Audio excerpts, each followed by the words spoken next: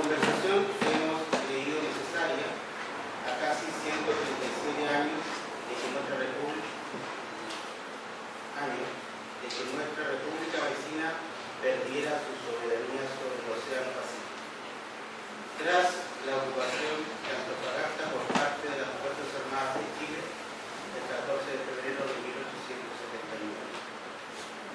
Esta instancia de diálogo e interacción ha sido realizada en conjunto por el Museo de Antofagasta y el Centro de Investigación Histórico-Cultural Isaac H. Ramírez. Quienes se han empeñado en abrir instancias de divulgación, reflexión y discusión en temas históricos trascendentes para nuestra ciudad y la región. En esta oportunidad contamos con tres grandes invitados quienes desde sus distintas formaciones y visiones nos aportarán datos que ayudarán a tener una conversación, esperamos, amena y distendida sobre esta temática. Ellos son Florian Recabarren Rojas, historiador, ex alcalde y diputado de Antofagasta; Francis Espinosa Figueroa, directora de la Escuela de Periodismo de la Universidad del Norte; y Víctor Llano Román, experto en comercio exterior, ciudadano de Bolivia. Por favor, los invito a pasar adelante a la trinchera, de acuerdo a las posiciones que ya hemos comunicado.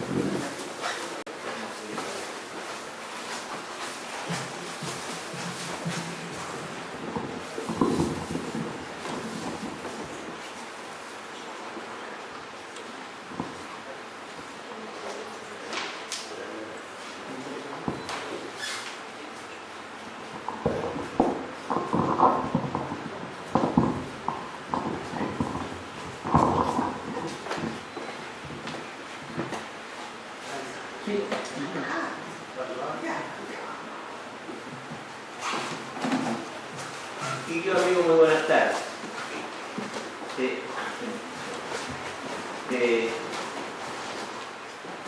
Yo voy a referirme en este coloquio que vamos a tener, muy amable y muy cariñoso. Me voy a referir, si ustedes ven el título, yo estoy haciendo un supuesto. Estoy haciendo el supuesto que Bolivia perdió el mar.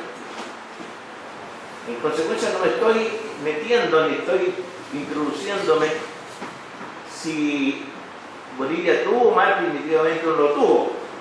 Y yo sostengo que Bolivia tuvo mar. El problema para mí de Bolivia es que, ¿por qué perdió el mar? Porque efectivamente Bolivia perdió el mar. Por un asunto que voy a explicarlo ahora. A ver, voy a ubicarme en el momento de independencia de los pueblos americanos. Cada pueblo americano se atribuyó el territorio que tenía durante la época de la colonia. Último se dice, esta tierra tú lo compartes, sigue aguando. Y la otra es lo básico de la época. Pero algunos quedaron como res nulli. Por ejemplo, si ustedes se acuerdan algo de la historia de Chile, el Magallanes, el territorio de Magallanes quedó como res nulli. Y si no es porque apuramos el tranco, no sabía que nos habían arrebatado y había quedado ese territorio para los franceses porque ellos venían a ocuparlo. Bueno, ahora Bolivia, ¿no es cierto?, una vez que estuvo libre, que lo liberó Simón Bolívar y Sucre, una vez que estuvo libre Bolivia, decidió, por voluntad propia, separarse de Perú. Porque Bolivia era el Alto Perú. Decidió separarse y formar una nación diferente. ¿Qué es lo que hacía Bolivia? ¿Cuál era la actividad que tenía Bolivia que le dio mucho renombre y mucho vuelo durante la colonia? La gran riqueza de la plata de Potosí. Algunos dicen que, exagerando la nota, dicen que si se hubiese juntado toda la plata de Potosí, se podría haber hecho un puente entre América y España. Prácticamente es una argumentación bastante audaz. Pero eso da la comprensión y muestra la gran cantidad de metal valioso en ese tiempo y hoy día también, que entregó Bolivia al imperio de los españoles. ¿Por dónde sacaba, por dónde se iba ese metal? El único puerto que se usó para sacar el metal fue él. Porque estaba más cerca, no tenía mayores dificultades de tránsito, etc. Y porque no había un puerto de Bolivia propiamente tal. Tanto así que cuando Bolívar, que fue el creador del puerto de La Madre, o Cobija, decidió crear el puerto de Cobija aquí en este territorio, había duda. Y muchos de las autoridades bolivianas dijeron que era mejor comprarle a Perú el puerto de Arica, porque Arica estaba en mejores condiciones y Arica había sido tradicionalmente el puerto de embarque y desembarque de la mercadería que transaba Bolivia con los demás países del mundo. Sin embargo, decidieron finalmente en el año 1825. Y no piensen en Antofagasta, todavía no está. Ni en Antofagasta, salvo las tierras que es la que hago. Pero no hay Antofagasta. 1825 se funda en un puerto que ya es una ensenada, que ya había sido usada desde el siglo XVII, a ver, más del siglo XVI, y a partir del siglo XVI comenzó a aparecer en el trayecto de los barcos esta ensenada, que era el lugar donde poder anclar algunas naves y otras donde se podían arrancar de la persecución que le hacían los piratas. Y se formó el puerto de Santa María Magdalena de Cobija. De tal manera que lo que hizo Bolívar fue restituir, no refundar, porque no se había fundado, restituyó el puerto de Cobija. 1825. Acuérdense, no había nunca. Ahora hay un presidente que es muy importante en esta historia, que es Santa Cruz, Don Andrés de Santa Cruz. Don Andrés de Santa Cruz fue un hombre que visualizó mejor la necesidad de que Bolivia tuviese su propio puerto. Y cuando se fundó el puerto, estableció varias garantías para la gente que se fuese a vivir a este puerto. No cobrar impuestos, darle materiales para que trabajaran, la posibilidad de poder crear un puerto libre, etc. Hay una serie de beneficios que se dieron para que la gente se viniera a vivir a Oviedo. Bueno, ¿qué pasó? La pregunta mía es si el gobierno fuera de Santa Cruz insistió realmente en la formación de un puerto propio. ¿Y por qué lo digo? Porque mira dónde me voy a ir. Me voy a ir al final del conflicto chileno, boliviano y peruano, la guerra del Pacífico. Cuando se estaban haciendo los tratados finales del término de la guerra, Bolivia todavía quería comprar, Arica quedase en manos de Perú para poder comprarse a Perú. Porque para ellos estaban más cerca de la paz, indudablemente, y estaban en condiciones mucho mejores. Por eso esa era la idea fundamental. Bueno, la pregunta es, con toda esta garantía, ¿se dieron las condiciones para que los gobiernos se establecieran definitivamente esta garantía? Comienzo y tomo otro aspecto. Yo creo que todo hombre o pueblo siempre tenemos que responder a un desafío. El desafío puede venir desde el punto de vista humano, del hombre, o puede venir un desafío de la naturaleza.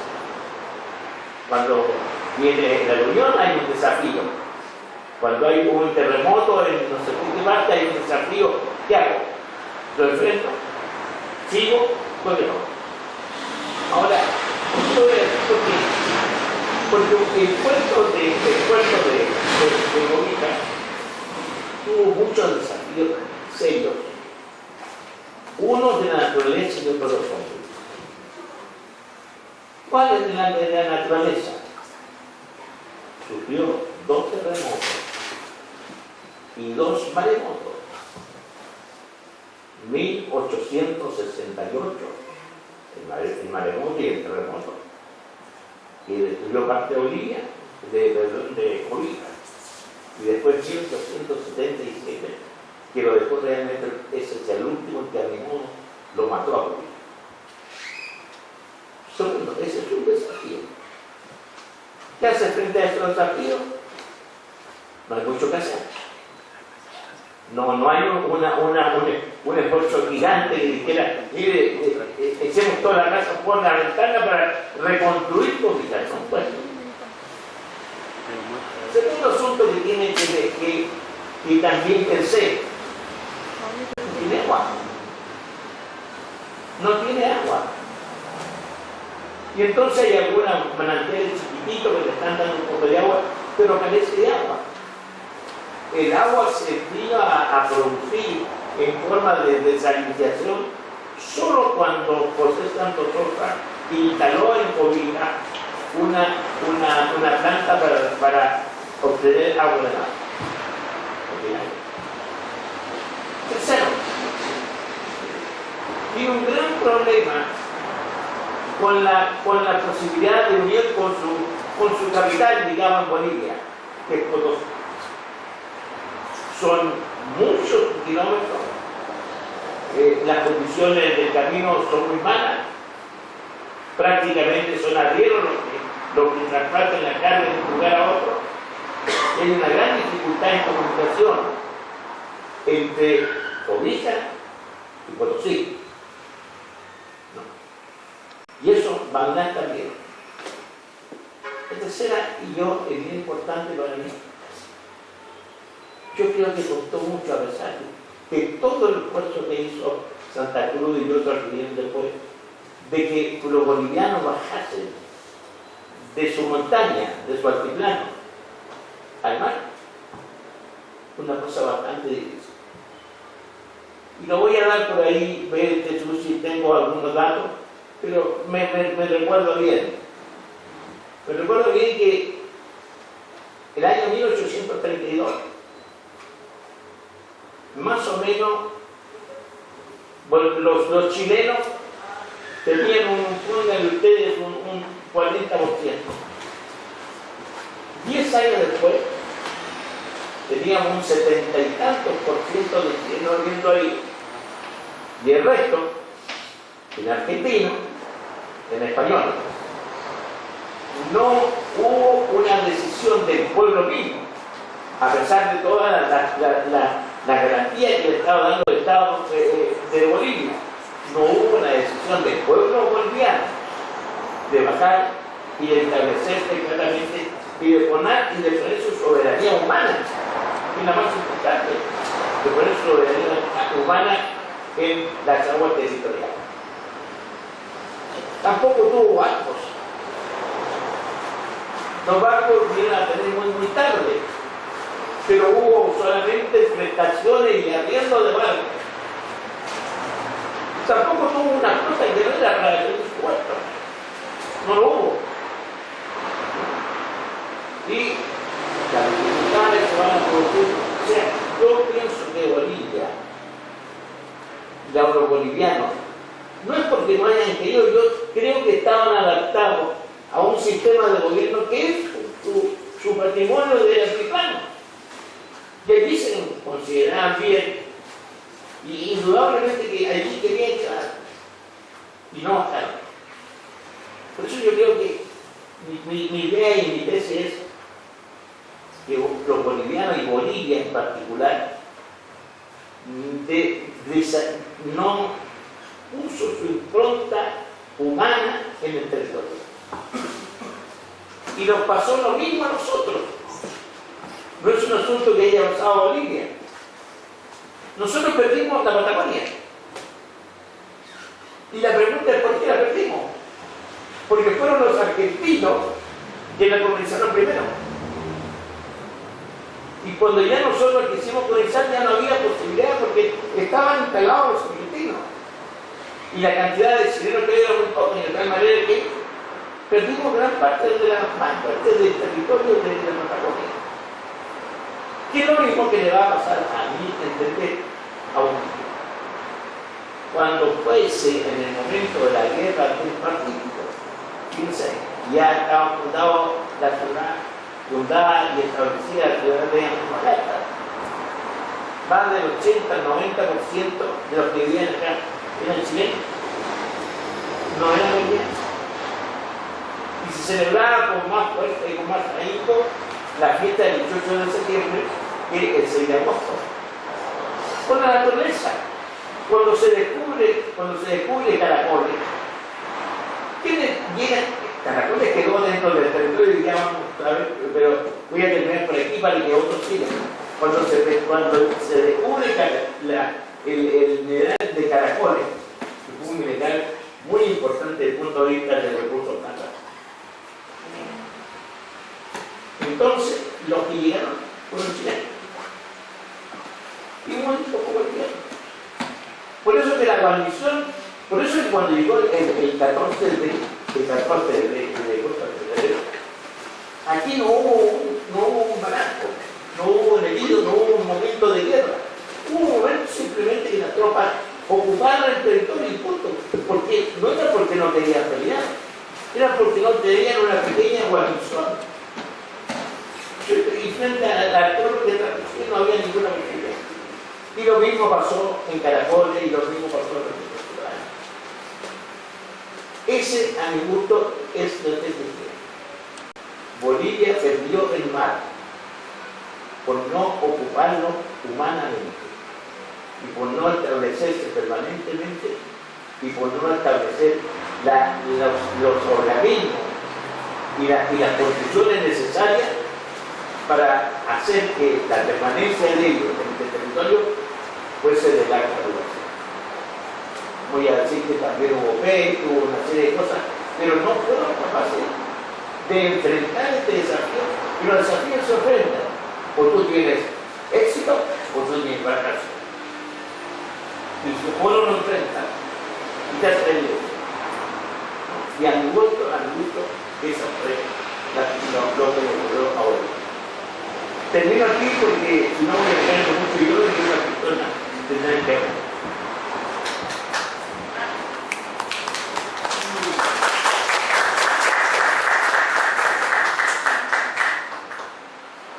tardes. Gracias nuevamente por invitarme a este conversatorio de carácter más bien de política internacional, que es mi especialidad en realidad. Mi tesis es un poco distinta, es una tesis más bien sincrónica, es decir, un corte en el tiempo. Tal vez ¿por qué Bolivia perdió el mar y por qué no lo podría recuperar, por ejemplo? Eso sería, digamos, el primer punto de partida de mi exposición. Quisiera hacer un análisis desde la política internacional de lo que ha desarrollado Chile y Bolivia en términos estratégicos. Es decir, digamos, ¿cuál de las dos estrategias ha sido más exitosa para llegar al punto en el cual estamos? Porque si efectivamente Bolivia hubiese perdido el mar, no estaríamos en el punto en que estamos. Si lo hubiese perdido definitivamente. Mi visión es bastante realista, soy bastante crítica a la estrategia de Chile y eso puede sonar anti-chileno, pero es lo que yo percibo desde mi experticia en política internacional. Quisiera remitirme a el punto en que aquí estamos hablando de una estrategia que tiene dos aristas. Ya se han dicho hasta cansancio, que es la arista política, de política internacional, pese a que Bolivia astutamente desarrolla su estrategia o la lleva hacia la política interna. Pero hay que entender que cuando hablamos de soberanía, la política interna también es algo que está en duda. Es decir, el concepto de soberanía es un concepto bastante amplio, un concepto que está cambiando mucho y habría que entender que el derecho internacional y la política internacional también. Quisiera hacer algunas acotaciones de cómo Bolivia fue armando la estrategia en que nos enfrentó finalmente en la Corte Internacional de La Haya y que efectivamente le dio favor a Bolivia en términos de que nos debemos sentar a conversar una solución factible o por lo menos un desarrollo de una estrategia más colaborativa. Parto también señalando que Chile ha desarrollado una estrategia más bien distributiva, como la desarrolla Estados Unidos, a pesar de que Obama está cambiando su punto de vista, y no integrativa como la diplomacia que desarrolla Europa. O sea, en el fondo pareciera ser que lo histórico de nuestra diplomacia o de nuestras relaciones internacionales es un poco no tener amigos, pero sí tener intereses. Prueba de ello también es la lectura que hacía el expresidente Piñera de que trabajábamos sobre la base de cuerdas paralelas, es decir, por una parte van los negocios y por otra parte va la política internacional, perdón, las relaciones bilaterales o multilaterales. En 2000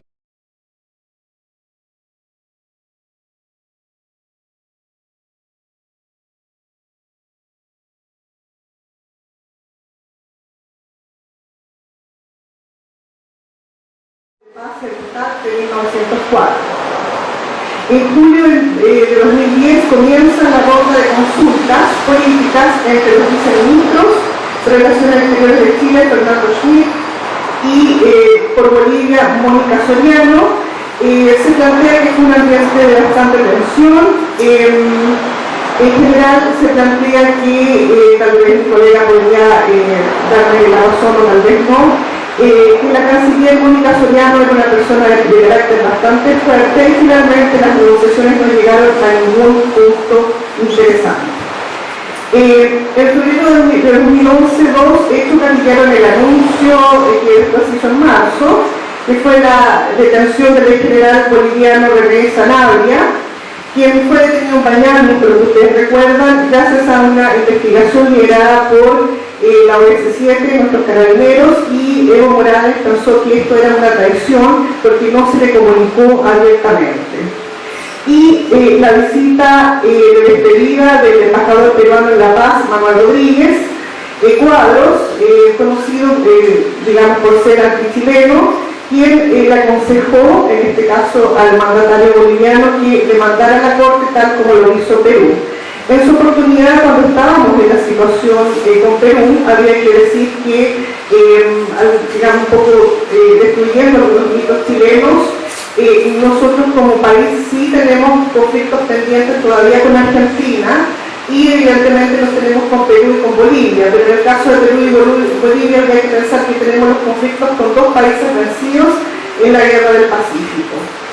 En este sentido, digamos, cuando a mí se me preguntó si Bolivia iba a presentar una demanda en la Corte Internacional, yo en esa oportunidad planteé que el caso de Perú me parecía un caso ficticio, o sea, Perú había levantado, digamos, estratégicamente un caso muy bien preparado, pero que Bolivia sí tenía un caso importante que debía ir a la Haya y seguramente iba a ocurrir así.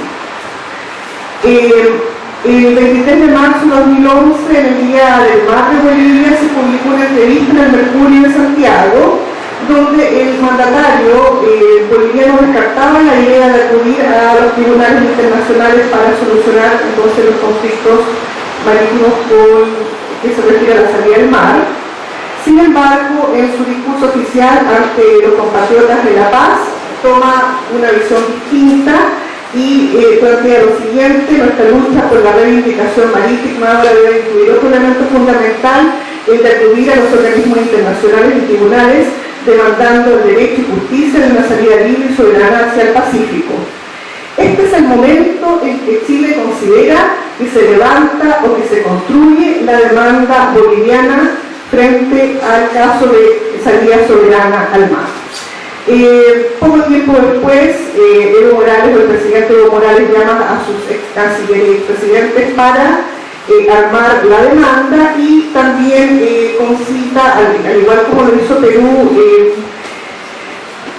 abogados de gran renombre, como Juan Baltasar Garzón, y también crea la Dirección de Reivindicación Marítima y de Mar, que incluso, digamos, finalmente hace plantear su bandera. La idea es la búsqueda de un apoyo internacional que en definitiva le permita a Bolivia tener un acceso soberano al mar. Aquí habría que señalar que la estrategia chilena fue totalmente contraria. La estrategia chilena habíamos en teoría aprendido de lo que había pasado con Perú. Yo particularmente siento que no habíamos aprendido nada. Fue una estrategia que comunicacionalmente tampoco se caracterizó por ser significativa. Y estratégicamente, o desde el punto de vista de la política internacional, nuestra estrategia sigue estando basada en una visión normativa, es decir, que va todo el conflicto a una cuestión normativa de que no podemos salirnos del tratado de 1904. Yo particularmente siento que la paliza que nos dieron en la Corte Internacional de Justicia fueron 14 votos contra 2. Si alguien me dice que eso no es paliza, tal vez no lo creería. Definitivamente debería haber derribado la tesis nuestra o la estrategia errónea de Chile de centrarnos solamente en lo jurisprudencial o en lo normativo. Ahora, yo particularmente, si hago una lectura más postmoderna, podría señalar que efectivamente la disciplina de los abogados, me imagino que la disciplina de los ingenieros y de los médicos también, han sido disciplinas que han generado todo un ejercicio del poder en el país. Hay que pensar en nuestra Constitución chilena, que fue desarrollada por una élite de abogados que finalmente construye una especie de corsé de la cual no podemos salir. Entonces, lo que quiero señalar es que efectivamente la estrategia normativa chilena es una estrategia inadecuada. Si a eso se suma que además comunicacionalmente se contrata al equipo de Tironi para trabajar los aspectos que tienen que ver con la comunicación, quedamos un poco en deuda, pensando que en todos los gobiernos concertacionistas hemos tenido la misma asesoría comunicacional y ya vemos los problemas que tenemos comunicacionales del gobierno y de los gobiernos concertacionistas en especial. Aquí vuelvo a reiterar, particularmente yo pienso que la estrategia chilena ha sido la estrategia errada. Yo comparto la tesis del especialista que también es un abogado, Rodrigo Elizondo, de que este es un tema entre tres países y deberíamos resolverlos entre tres países. Yo creo particularmente, vuelvo a insistir, en que Chile debería desarrollar una estrategia un poco más proactiva y sentar a los tres países a conversar sobre el tema. si hay un vecino que a mí me dice que algo le molesta de mí, y ese vecino es insistente en decirme que algo le molesta de mí, al menos yo debería tratar de sentarme en mi living y ponerme a conversar con él, o con ella en este caso. Pero, digamos, sí, Irma, en el fondo solamente quisiera señalar que Chile va a seguir por el tema de que los tratados no se pueden alterar. Bolivia, en su efecto, mi colega acá yo creo que va a plantear una tesis un poco más sólida, señalará que efectivamente las negociaciones que nosotros hemos desarrollado implican un compromiso unilateral que no es tan difícil o que no es imposible de entender y de asumir. Yo la vez pasada hablaba de la infantilización de la política, y también siento que en Chile es lo mismo. En Chile somos muy buenos para decir, bueno, echamos la culpa al otro, o hay cosas, o le hacemos la vista gorda a lo que nos hecho. En definitiva, hay por lo menos, digamos la vez de algunos especialistas, hay por lo menos 3 hechos concretos que nos dicen que hemos tenido intenciones de negociación con Bolivia, y eso no se puede obviar. Por eso digo yo que es una tesis realista la mía. En primer lugar, el año 50, con Gabriel González Videla, el famoso abrazo de extraña con Pinochet y los 13 puntos con Bachelet. Entonces, efectivamente, hemos hecho un intento de desarrollar alguna vinculación unilateral con Bolivia, y esa seguramente va a ser la tesis que va a defender Bolivia, y mi temor es que finalmente Bolivia gane. Ahora, hay 2 casos que son interesantes al respecto. Un caso que se dio entre Polonia y en el año 98, entre Polonia y empresas alemanas, donde se les pidió tanto de un conflicto privado se fue a un conflicto diplomático. Había alguna preocupación nuestra por algunos excesos de algunas mineras nacionales e internacionales que también nos llevarían a un conflicto con Argentina, por ejemplo. Pero en este caso, la Corte Internacional señaló que las 2 partes, tanto Polonia como Alemania, se tenían que sentar a conversar, y el año 69, en el cual hay un conflicto en el Mar del Norte, y el conflicto es entre Dinamarca, Alemania y los Países Bajos, y también la Corte determina que los países en conflicto tienen que sentar a conversar, y a solucionar los problemas de una manera cooperativa. Entonces ya hay 2 antecedentes. Uno puede decir, bueno, pero es atentatorio porque esto ocurrió el 28 y el otro 69, pero había antecedentes en la cual la Corte sí podría obligar a Chile a sentarse a conversar definitivamente. Y con este último aspecto yo cierro mi presentación diciendo no seamos tan incrédulos en pensar que Bolivia, la estrategia de Bolivia es una estrategia tan poco elaborada. Comunicacionalmente ellos han pasado desde una etapa de victimización a una etapa de engrandecimiento y poderío entre comillas internacional, en el sentido de que ellos, hasta el Papa, muestra apoyo a Bolivia, y también algunos actores internacionales, no solamente actores de la política internacional, sino que ecónomicos que están presentes en la estrategia de Bolivia. Entonces, Bolivia ha jugado muy bien sus cartas. Yo creo que es tiempo que Chile empiece a desarrollar una política mucho más cooperativa y mucho más integracionista que lo que ha hecho hasta ahora.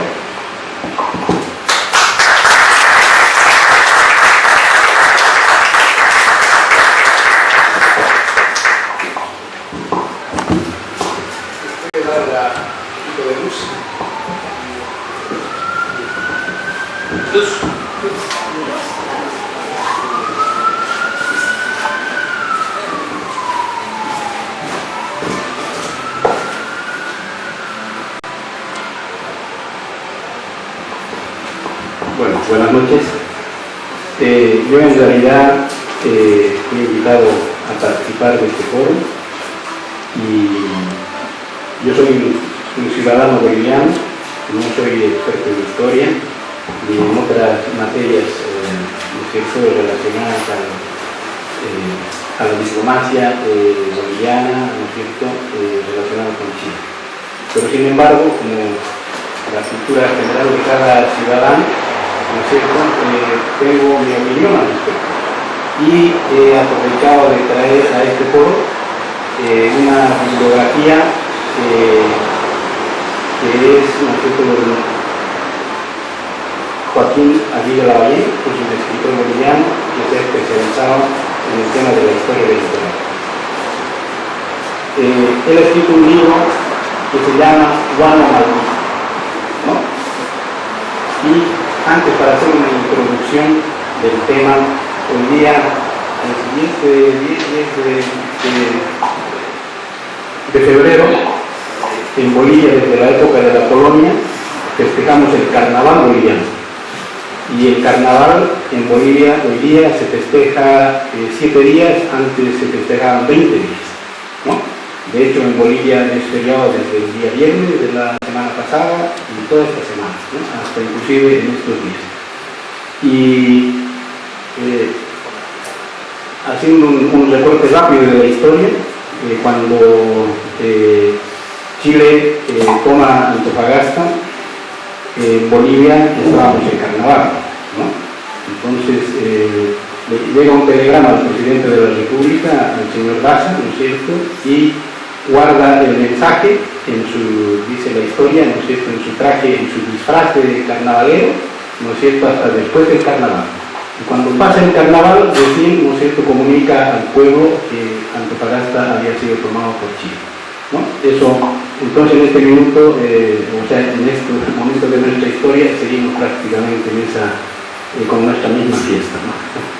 Entonces, por eso, don Joaquín Aguirre Lavallén, ¿no es cierto?, en su texto dice: en ese telón de Iloíña abrimos a machetazos las llagas históricas de la entidad, el saqueo, la corrupción, la ignorancia, los cuartelazos que llevaron a Bolivia, navegando a la deriva entre guanos y salitres y la pérdida total de sus puertos y sus costas del Pacífico.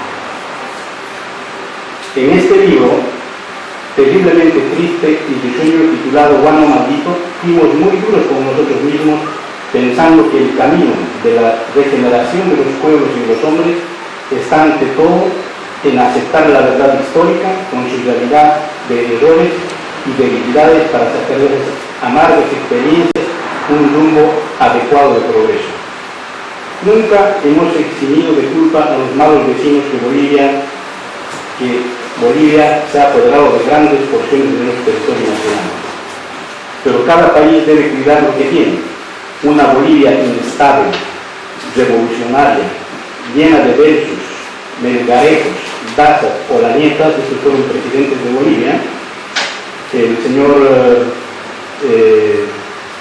Belsu, por ejemplo, en Bolivia, era un sargento de ejército que llegó al palacio del gobierno, mató al presidente y salió al balcón del palacio y dijo: el presidente ha muerto, ¿no es cierto?, veremos ahora quién vive, ¿no es cierto?, el Tata Belsu. Él era de origen indio, ¿no es cierto?, y se hacía llamar el Tata Belsu porque fue uno de los que ya en esa época le daba muchas garantías al pueblo indígena, ¿no? Y Melgarejo se hizo del poder casi en la misma forma, que era también un sargento de ejército, que se hizo llamar después coronel, y que un día en La Paz, ¿no es cierto?, amanece La Paz, tuvo una denuncia que tuvo un desorden que estaba penado por la Iglesia, ¿no? Entonces la Iglesia del Vaticano lo excomulgó a Dios. Y al día siguiente en La Paz se escuchan unos cañonazos en la ciudad del Alto, y todo el mundo se preguntaba qué pasó, ¿no es cierto? Y el general Melgarejo contestó que él estaba bombardeando al Vaticano, ¿no es cierto?, porque le habían excomulgado. Este fue el presidente, ¿no es cierto?, que fue el que promulgó el decreto, ¿no es cierto?, de los 10 centavos por tonelada, ¿no es cierto?, el royalty, podríamos llamar en términos de hoy día, ¿no es cierto?, a la producción del salitre.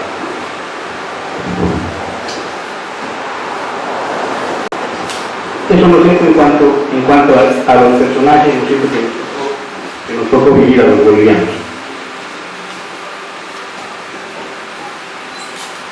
En este libro, dice el autor, llegamos nosotros hasta la época del dictador Mariano Melgarejo y su tratado de medianería con Chile en 1876. Entendimos que entonces ya nuestro litoral del Pacífico estaba perdido, ¿no? Y no sé si va a ser muy cansador, pero les voy a narrar una cronología de por qué Bolivia, ¿no es cierto?, perdió su territorio. La historia de Bolivia en su litoral del Pacífico es una historia de oportunidades perdidas para proteger y salvar territorios, costas y puertos que no vuelven más.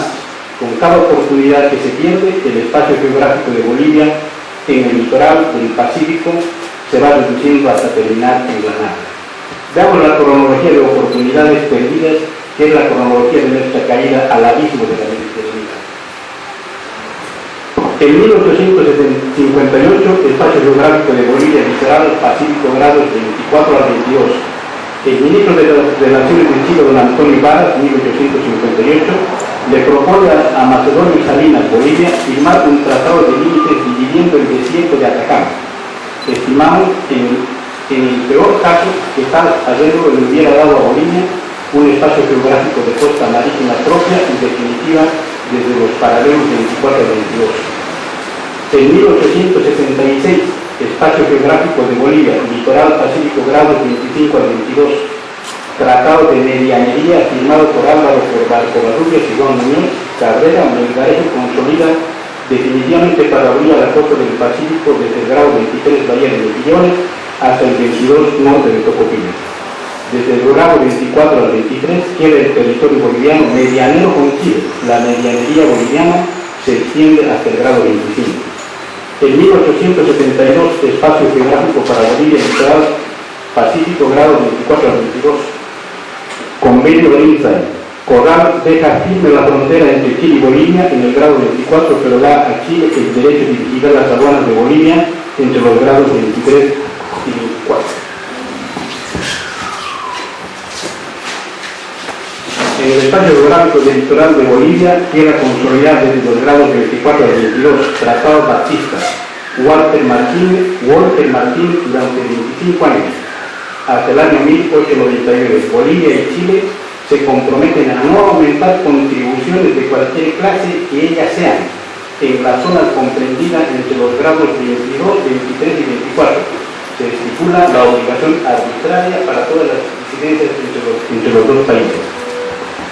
En 1878, 14 de febrero, diputados por el Departamento del Litoral, Buitrago y Ondarza, consiguen que el Poder Ejecutivo de Bolivia promulgue una ley fijando un impuesto de 10 centavos a las exportaciones de salitre de Antofagasta.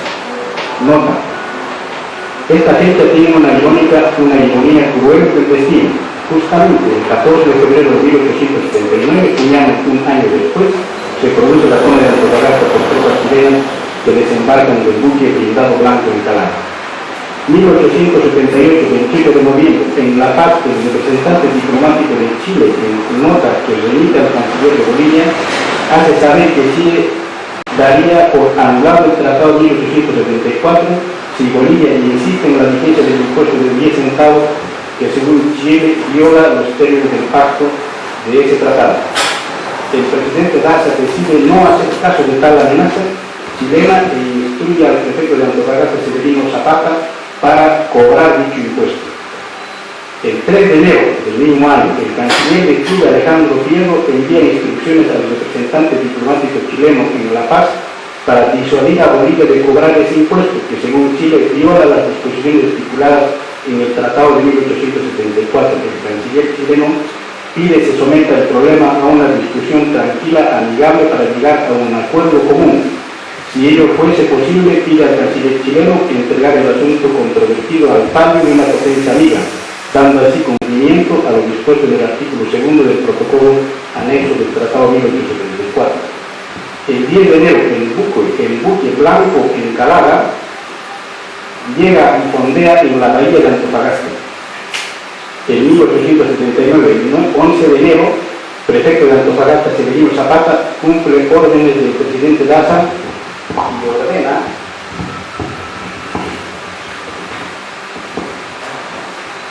y manda apresar a Jorge Gil, gerente de la compañía de servicios de ferrocarril de Antofagasta, por deudor al fisco de la cantidad de 90.848 bolivianos y 13 centavos. El prefecto embarga los bienes de dicha compañía hasta que se pague la cantidad adeudada por concepto del impuesto de los 10 centavos a las exportaciones del salitre.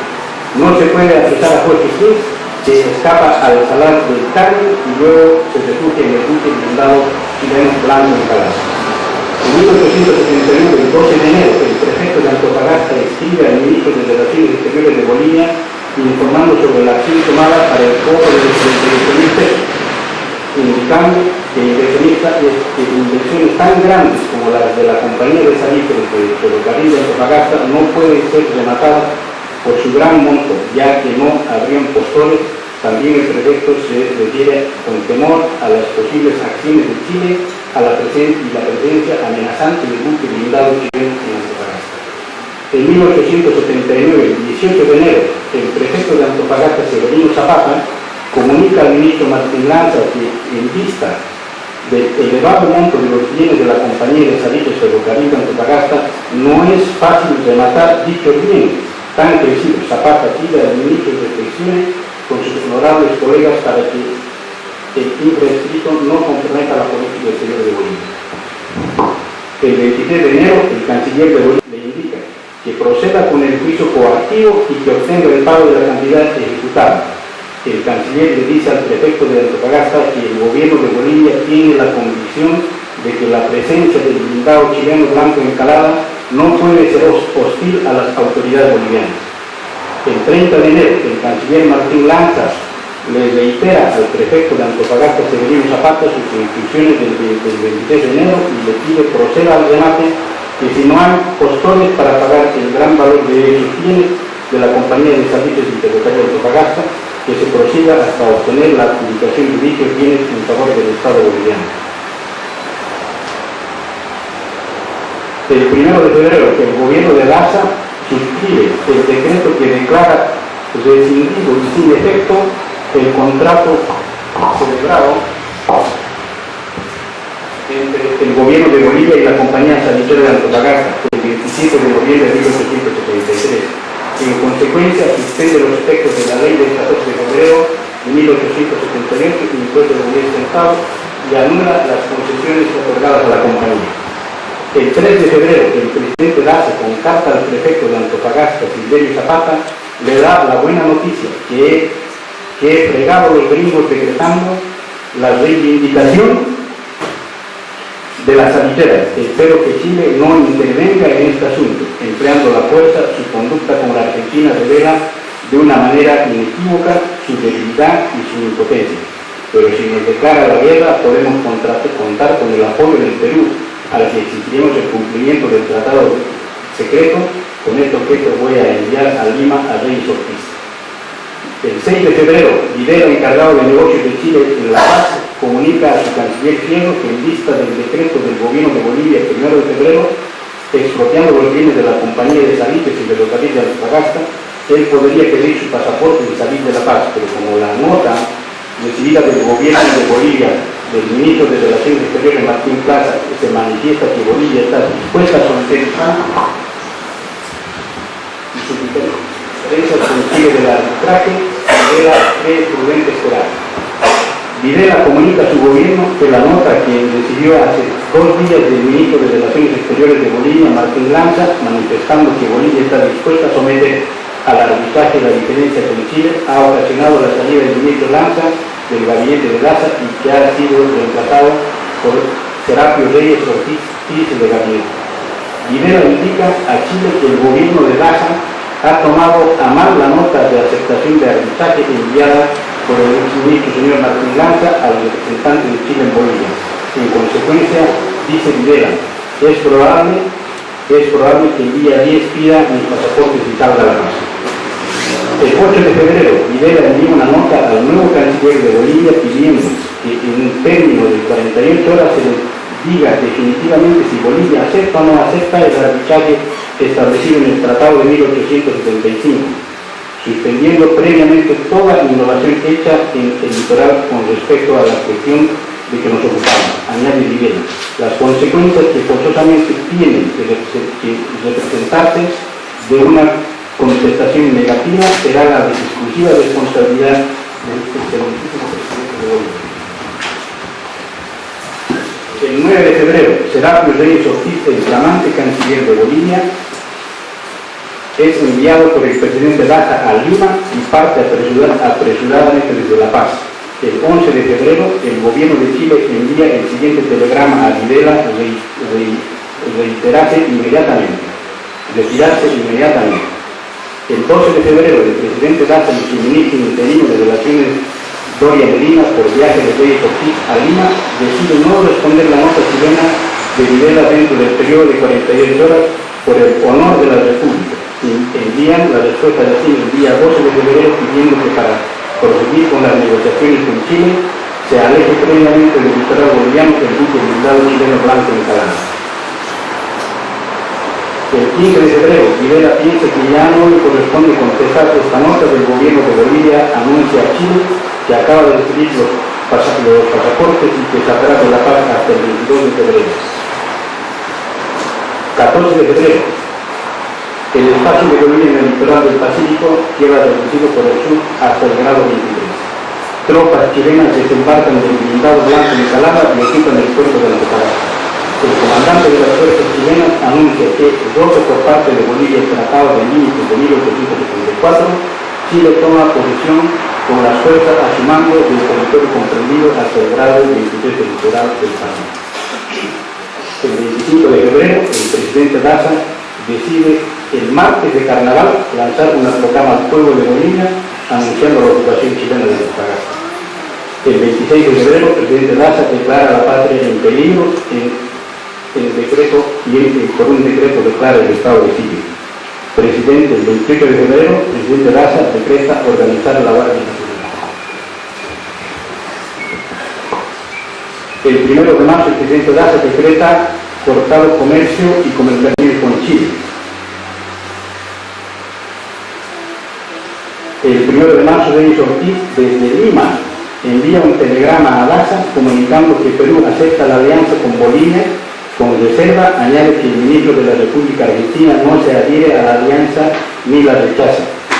El 4 de marzo, el enviado diplomático peruano José Antonio Lavalle llega a Valparaíso en misión de mediación para aliviar el conflicto entre Bolivia y Chile, buscando solución por arbitraje, pero pidiendo la previa desocupación de Antofagasta por parte de Chile.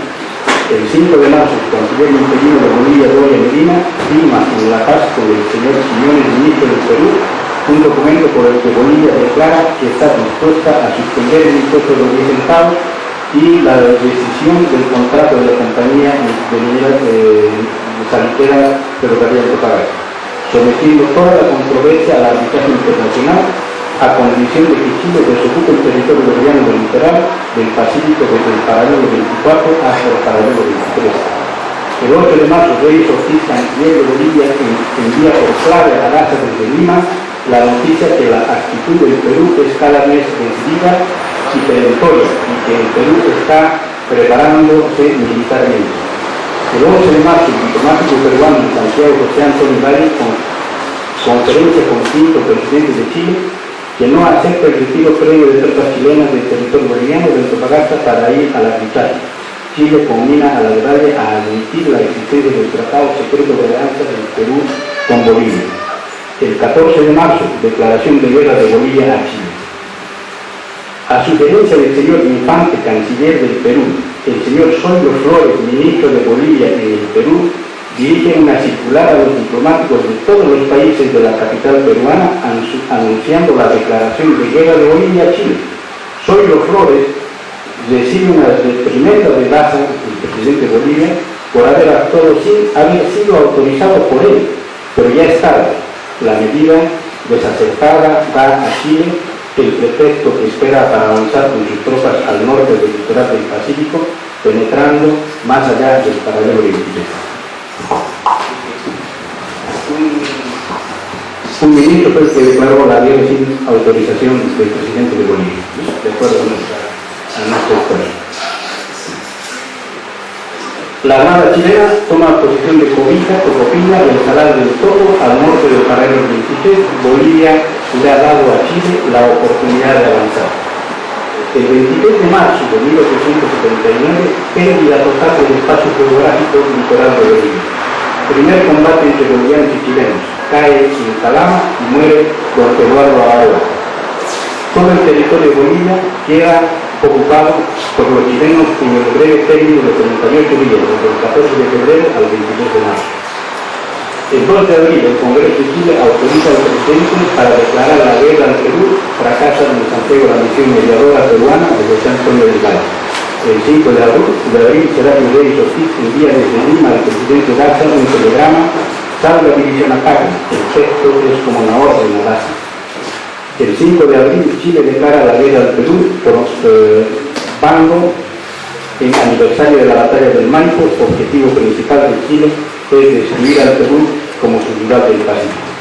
Serapio Reyes Ortiz, telegrafía desde Lima a Daza: Chile declaró la guerra al Perú, salve ejército inmediatamente a Tacna. El texto final es como una orden a Daza: salve ejército inmediatamente a Tacna. El 7 de abril, Severino Reyes Ortiz envía telegrama desde Lima a Daza: vuele ejército, otra orden perentoria desde Lima, y el ejército de Bolivia vuela a Tacna para defender el territorio peruano en la costa del Pacífico, ya que el territorio boliviano en esa fecha está totalmente ocupado por Chile. La fuente bibliográfica corresponde a don Roberto Perejazo Calvo y a Gonzalo Bulnes, su libro Guerra del Pacífico.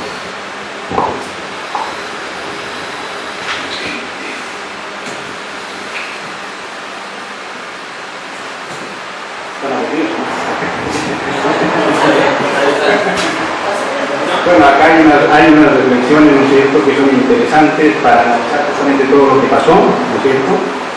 Dice: la historia es inexorable, pero por ello no dejamos de pensar sobre las oportunidades y alternativas que se perdieron a lo largo del camino, alternativas y oportunidades que pudieron ahorrarle a Bolivia la triste situación de su mediterraneidad, aquello que pudo ser no lo fue.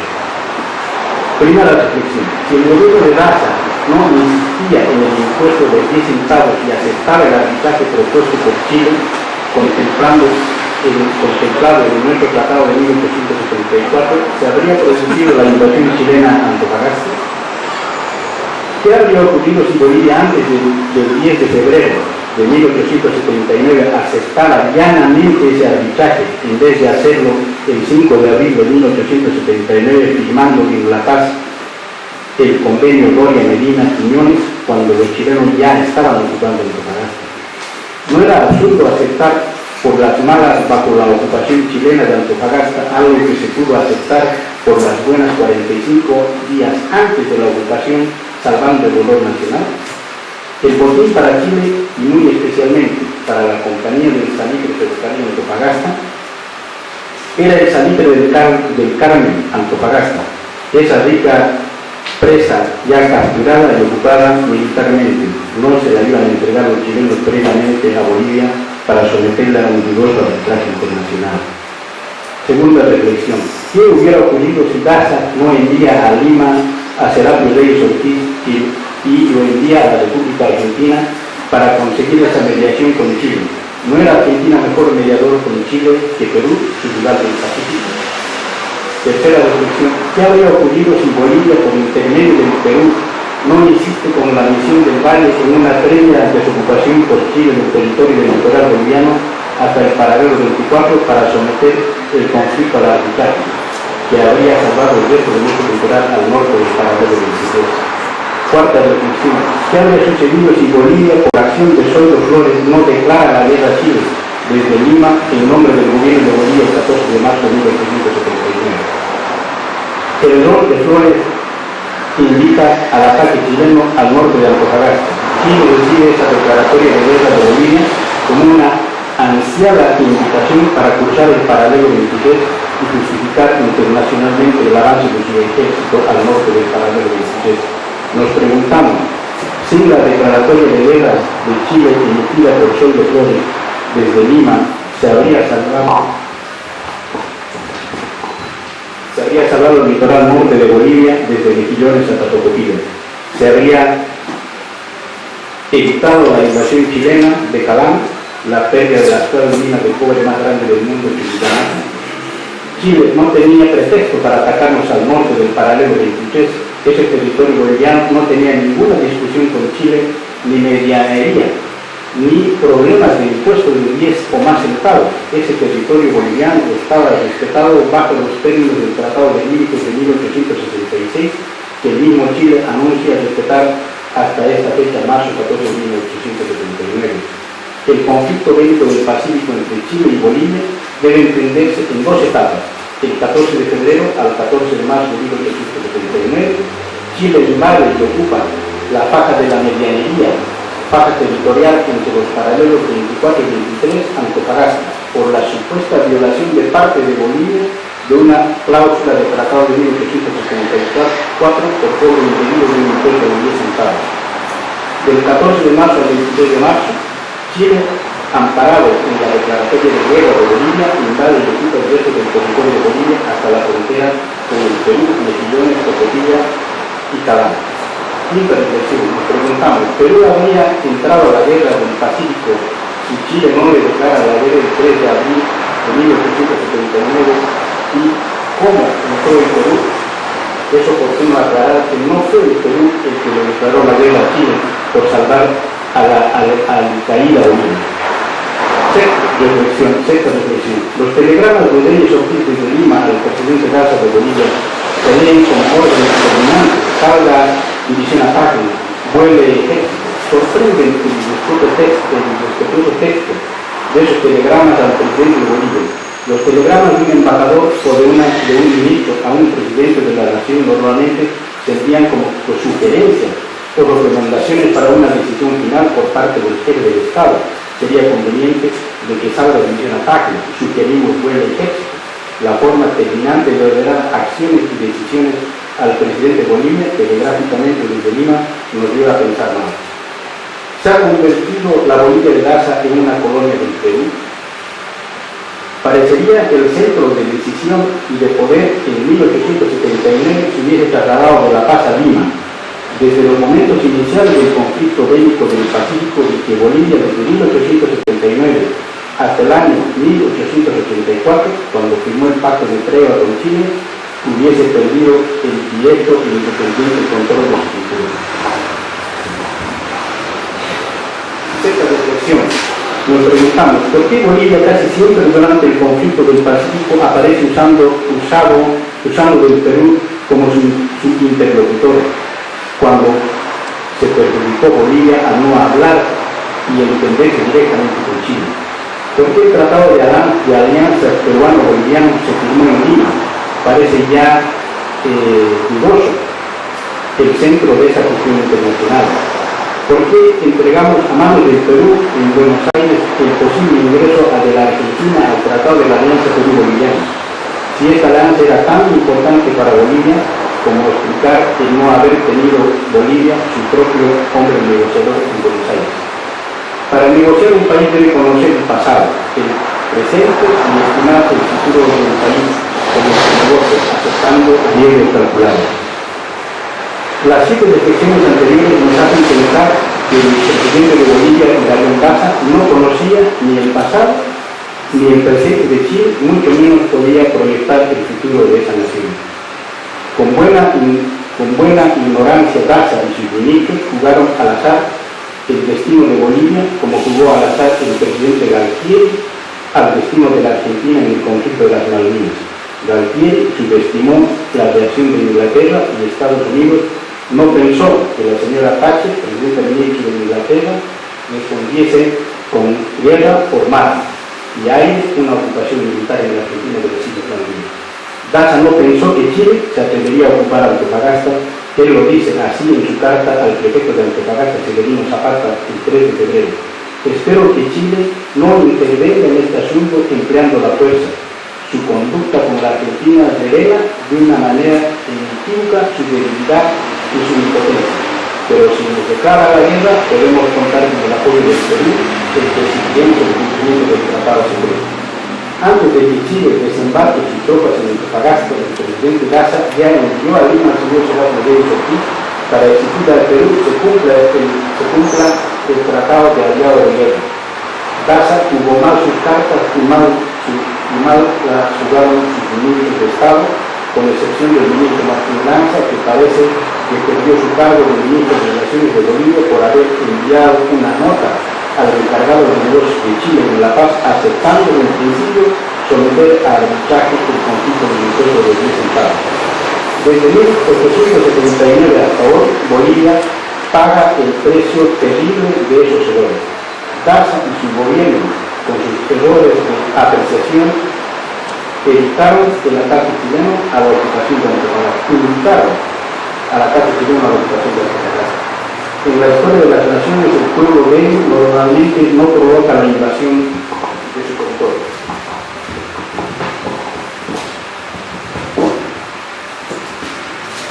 Por parte del pueblo más fuerte, esta respetable ley de la naturaleza no la ha percibido ni entendido el gobierno de Daza.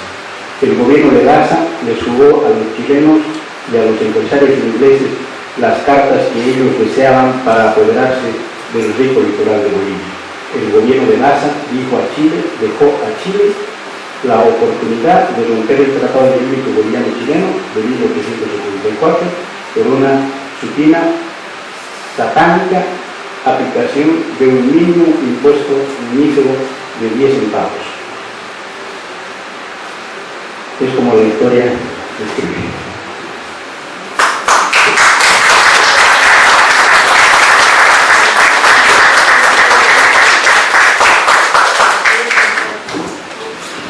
Bueno, después de las intervenciones, vamos a iniciar ahora la parte de las preguntas de ustedes para hacer más interactivo. Distintos aspectos del tema. Entonces no vamos a discutir. Yo no puedo discutirle a ella a mí porque estamos en distintos temas. Pero nadie me ha dicho que vamos a discutir en este momento. Estoy diciendo que vamos a dar la palabra para que puedan participar los asistentes en este momento para hacerlo más interactivo. Ahora, cada uno con una posición. Y quizás existe en el público ganas de preguntar a cada uno de los expositores desde el punto de vista del presente, como muy bien lo hizo Francis, que tocó el punto desde la actualidad. Tú tocaste el punto desde la historia y nuestro amigo experto en comercio exterior de Bolivia lo tocó efectivamente desde un punto cronológico, haciendo una crítica muy interesante al mal manejo de la política internacional de Bolivia en ese momento. Pero ahora lo que estamos haciendo, y quiero seguir adelante con lo que es el proceso de este conversatorio, que por favor, si hay alguien que quiera hacer alguna consulta, es el momento que lo haga para poder interactuar con nuestros interesantes expositores que han hecho distintas vistas de un mismo tema. Y en eso, por favor, quien quiera hacer alguna pregunta, estamos muy agradecidos a ustedes. Si no hay una pregunta, bien feliz. Por favor. Hola, buenas. Mi nombre es Felipe Troncoso. Y le diría hacer una pequeña consulta. La teoría que maneja Bolivia es que el presidente Daza aumentó los impuestos en 10 centavos por una manera de, paliar el gran costo económico que le acarreó el terremoto de 1837. Como bien decía el doctor Julián, sepultó prácticamente el impuesto de cobija. ¿Usted considera que fue específicamente así? O sea, hubo un intento de royalty para recaudar más fondos y perseguir la reconstrucción liberal boliviano, o efectivamente, en virtud de un tratado secreto que había con Perú y que se firmó años atrás, estaba con la intención de querer perjudicar a Chile en el término de que como una especie de recuperar esos territorios para Bolivia y Perú, una especie de usurpación, porque los bolivianos hablan de una usurpación. O sea, Bolivia habla de una invasión, pero también, como mencionó el doctor, también hubo una muy escasa preocupación de Bolivia, ni siquiera hubo marina, una vertical. Mira, hay explicaciones interesantes, ¿no es cierto?, respecto a por qué Bolivia no pobló este lado del litoral. Bolivia, ¿no es cierto?, en esos años era, por decirte, como se dice, ¿no es cierto?, la Inglaterra de una América pobre. En Potosí, ¿no es cierto?, estaba toda la riqueza de América. En Potosí estaba toda la plata, todo el oro, todos los minerales de valor, ¿no es cierto?, que le servían a España y a Europa para levantarse, ¿no es cierto?, de su decadencia de esa época. Esa plata le dio a Europa, ¿no es cierto?, y a España principalmente, el poder para que puedan, ¿no es cierto?, salir de una crisis espantosa que vivía la época. Entonces, ¿dónde estaba la gente? ¿Dónde estaban los bolivianos? Es lo mismo que ahora, ¿no?, en Chile. ¿Dónde están los chilenos? Están aquí en el norte. ¿Por qué? Porque aquí en el norte está la minería, está la gran minería, están los sueldos, están los bonos millonarios que le dan a la gente, no sé si por términos de conflicto. Entonces, en esa época, ¿dónde estaba la gente? Estaban trabajando en las minas en Potosí, ¿no?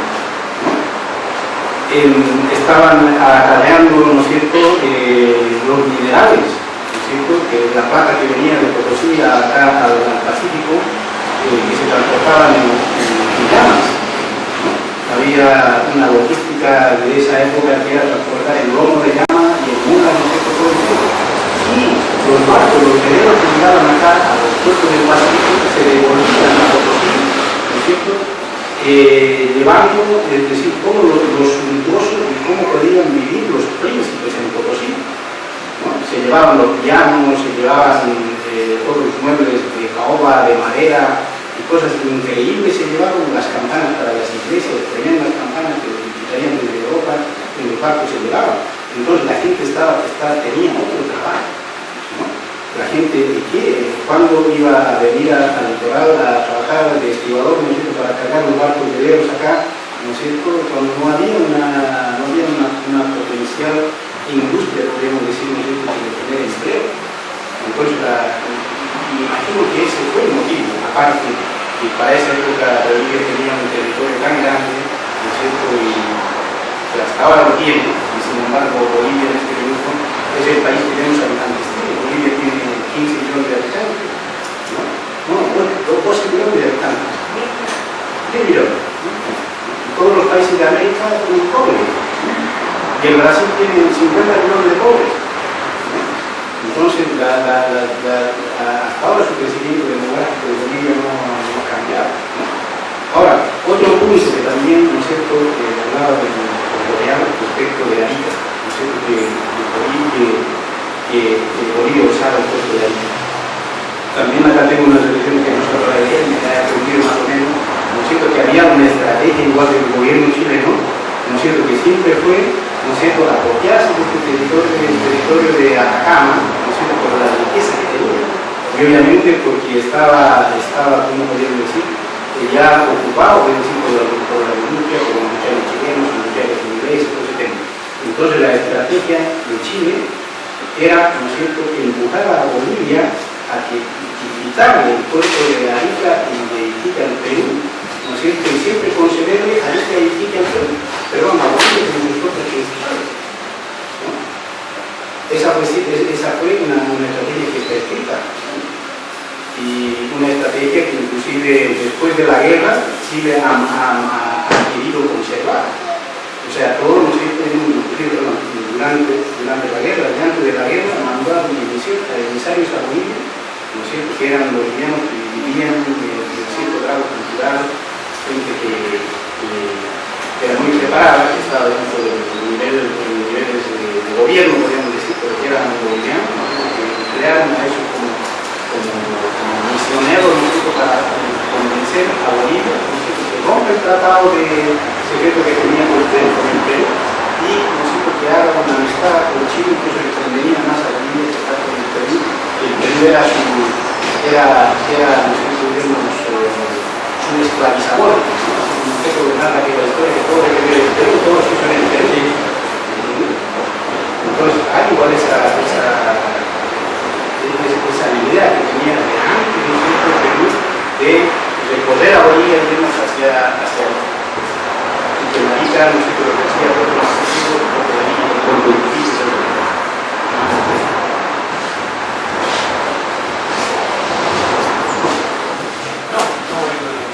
Yo solamente agregar lo siguiente, si bien no podría dar una versión histórica porque no es mi experticia, señalar que el punto de partida fue de qué manera Chile fue desarrollando una diplomacia más bien distributiva en el cual, digamos, lo que primaba eran los intereses y no relaciones amistosas bilaterales. Entonces, habría que entender eso.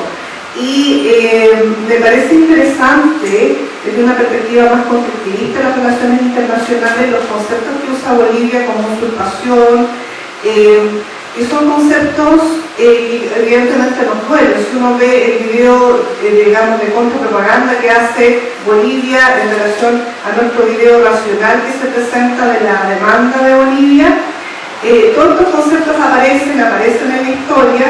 Entonces es interesante cómo Bolivia, a través de su historia, incluso a nivel internacional, fue construyendo una imagen de Chile o proyectando una imagen de Chile que es bastante interesante. A lo mejor, evidentemente es dañina para nosotros, pero evidentemente es una imagen que tiene que ver como que nosotros somos un pueblo más fuerte. Es decir, si comparamos los PIB, por ejemplo, evidentemente nosotros somos digamos, los que digamos, no somos la víctima, sino los victimizadores. Y esa ha sido una estrategia constante y progresiva, como el caso de Palestina e Israel, o de Israel en contra de Palestina.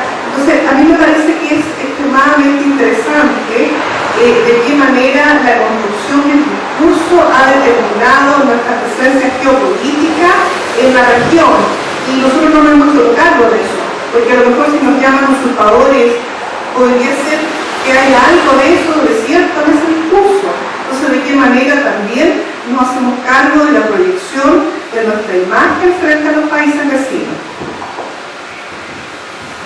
Profesor, quería terminar con el tema. ¿Hay otra pregunta? Desde el punto de vista internacional, según usted, es algo dinámico, ¿no es cierto? Por lo tanto, se supone que en la Corte de la Haya van a tener que haber una avalancha de demandas, por ejemplo, de México con respecto a Estados Unidos, ¿verdad? Todas las colonias africanas que fueron saqueadas por Europa. ¿Por qué, por ejemplo, contra Rusia y Ucrania, digamos, qué papel ha cumplido o piensa cumplir? Como que nosotros solamente tenemos que someternos a esa corte, ¿verdad? Y no vemos que hay una reciprocidad respecto a lo que está ocurriendo en el mundo, un dinamismo respecto a los países que han sido saqueados por las colonias, ¿no es cierto?, del poder europeo, que los usos riqueza en base al sometimiento de todo África y América española. ¿Cuál es su opinión al respecto? Sí, yo creo que el punto acá es el rol de los organismos internacionales. Cuando yo estaba en Europa, efectivamente ya se estaba discutiendo, Tomás Montchiaki en un comentario en 2013 planteaba cómo los organismos internacionales iba cambiando el derecho internacional y la presencia importante de las organizaciones internacionales en términos de soberanía. Yo ya lo veía desde el 2005, más o menos, que yo vivía allá. Yo ya veía, la discusión entre la importancia que tienen los organismos internacionales para tratar temas de soberanía en contra de las naciones-estado. O sea, en fondo, ¿qué es lo que, se privilegia aquí? ¿La opinión de la nación-estado o la opinión de un organismo internacional como la Corte? Ahora, yo particularmente siento que el tema no pasa por un análisis de los tratados.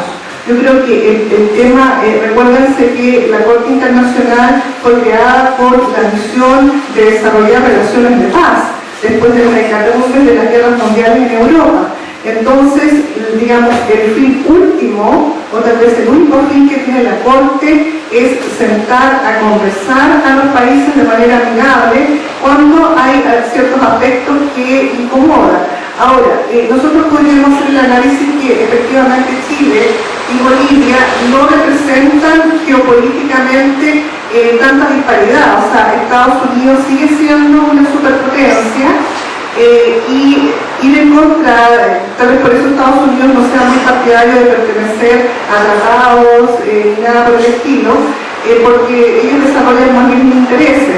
Pero no, digamos, no habría que mirar en menos la relación que está sosteniendo o que ha empezado Obama con Cuba o con Irán, por ejemplo. O sea, efectivamente, lo que está haciendo Colombia con la guerrilla. O sea, efectivamente, el mundo requiere el desarrollo de relaciones amistosas o de lo que puede ser amistoso en relaciones relativamente equitativas.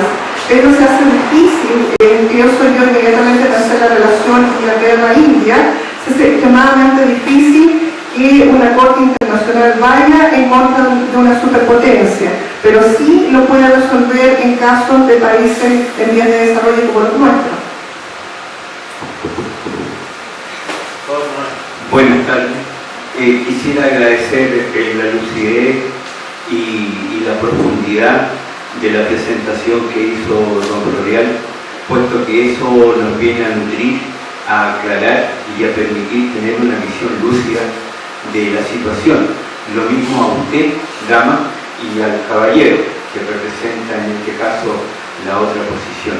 Pero sí quisiera establecer con la debida claridad de que la situación que se ha dado en este minuto entre Chile y Bolivia no es otra cosa que el atender a la necesidad de los grupos de poder para poder conservar su poder. ¿Ya?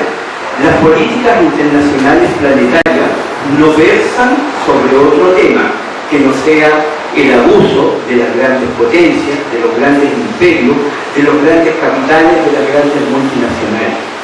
Pero esa no es la situación que a muchos de nosotros que estamos acá, y en general al pueblo boliviano, en general al pueblo chileno, no es esa la motivación, no es eso lo que le interesa al pueblo, porque yo nunca he visto a un boliviano preguntándome ¿puedo ir a bañar al mar? Nunca. Lo que pasa es que todo esto perjudica la relación de integración natural que desde siempre se ha dado entre Chile y Bolivia.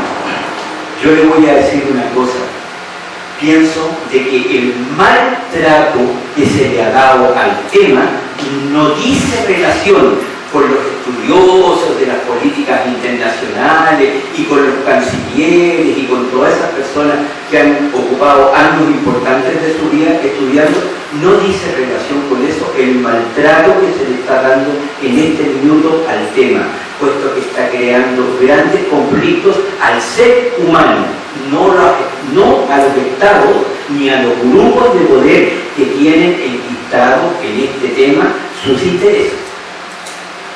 Porque yo le voy a decir una cosa, si usted me pregunta por el gobierno de Chile, me prefiero reservar mis comentarios. Y si me pregunta por el gobierno de Bolivia, más aún, considerando de que el señor Evo Morales, todos sabemos de dónde proviene su poder, de dónde surgió su poder, de dónde levantó él el poder que actualmente tiene. Y bueno, naturalmente tenemos que ser consecuentes con decir que nuestro país en este momento se debate en una confusión y en una traición de sí mismo que no tiene explicación. Por lo tanto, lo que mi intervención dice en relación con aterrizar esto en lo estrictamente humano, en el ser humano, que perfectamente yo creo que bajo estas circunstancias podría prescindir de los gobiernos y de los grupos de poder para poder vivir en paz y para poder tener lo que el ser humano hoy día necesita, que es un poco de justicia, de paz en su vida. Eso sería.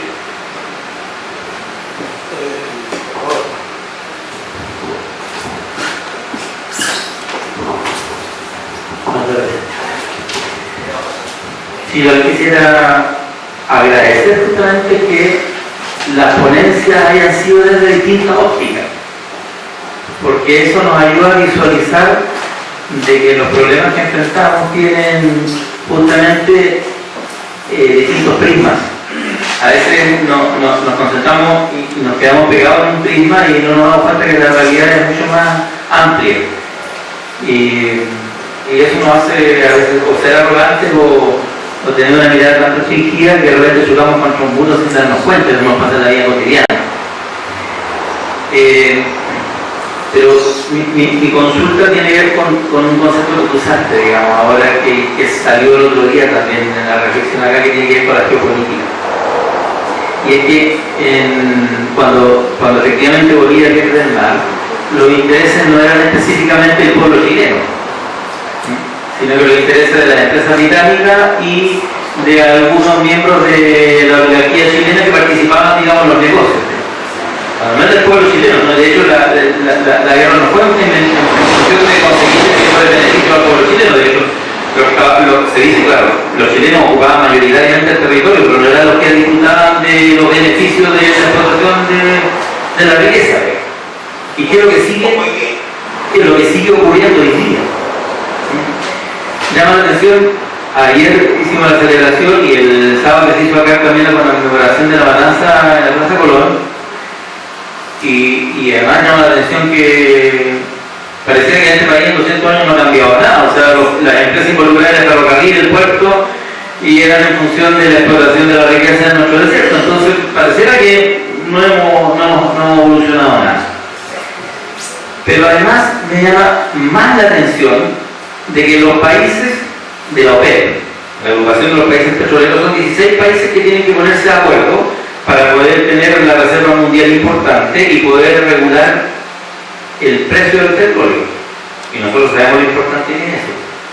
Sube o baja el petróleo y resulta que nosotros, Perú y Chile, tenemos riqueza del cobre.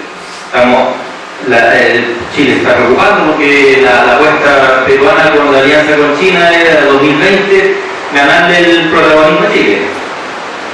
Pero si nos pusiéramos de acuerdo, dos países, tendríamos el monopolio y podríamos efectivamente tener una relación con la potencia.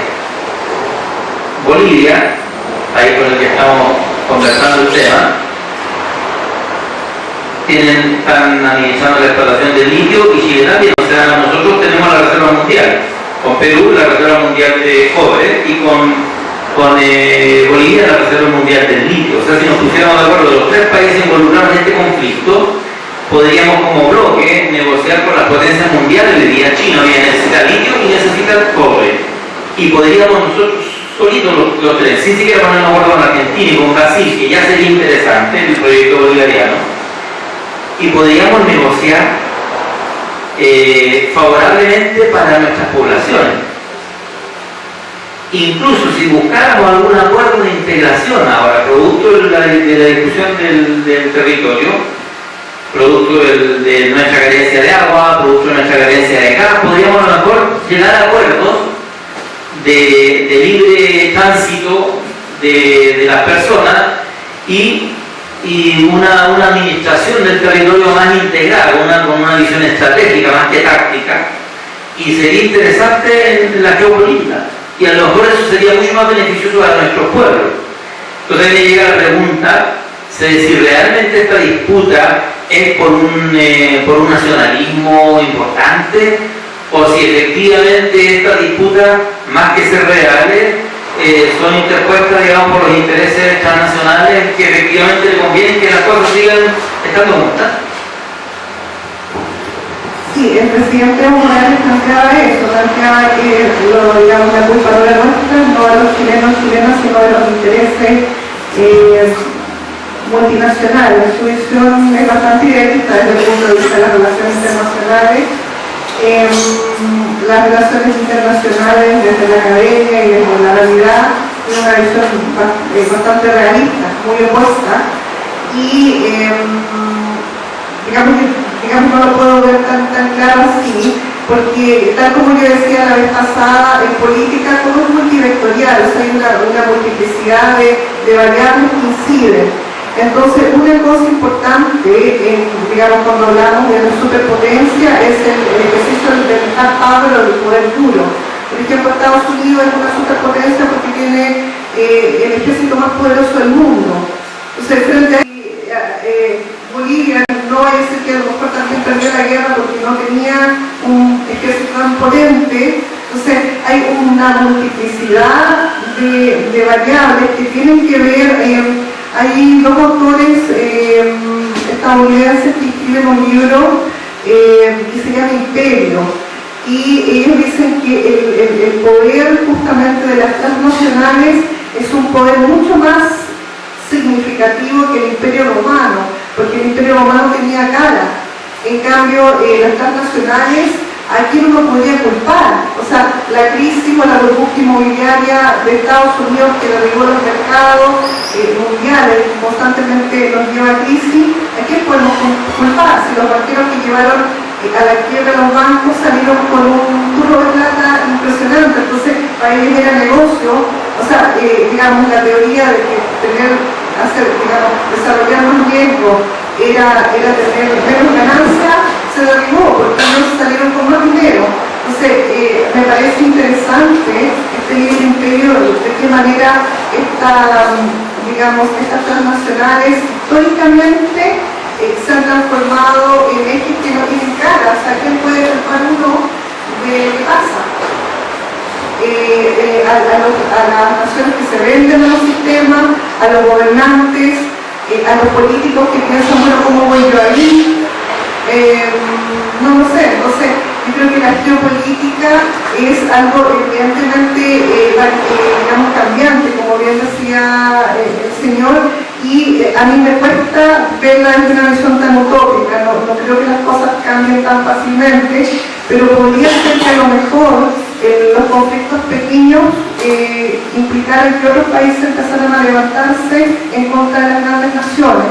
No veo que lo vayan a lograr, o sea, no es difícil, digamos, enfrentarse a Estados Unidos, pero hay que pensar que los vietnamitas sí le ganaron a Estados Unidos. Claro, eso. Es claro eso. Bueno, un poco recogiendo las palabras suyas, el señor caballero que intervino un poco a dar su visión de que las soluciones deberían ser para las personas, no para los estados ni para los internacionales, que hoy día ahí estamos.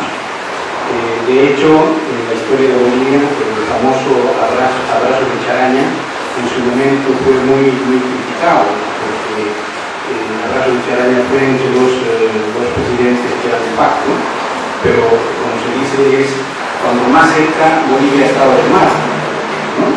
Entonces, ¿por qué? Porque el presidente Pinochet veía las cosas de otra, podían imponerle una situación, porque tal vez en ese minuto estratégicamente o militarmente, por el tema del grupo Cóndor que tenían entre los países vecinos, que podían apoyar hacia el poder, ¿no? Tal vez ese era su objetivo de estar, ¿no es cierto?, bien aliado con Bolivia.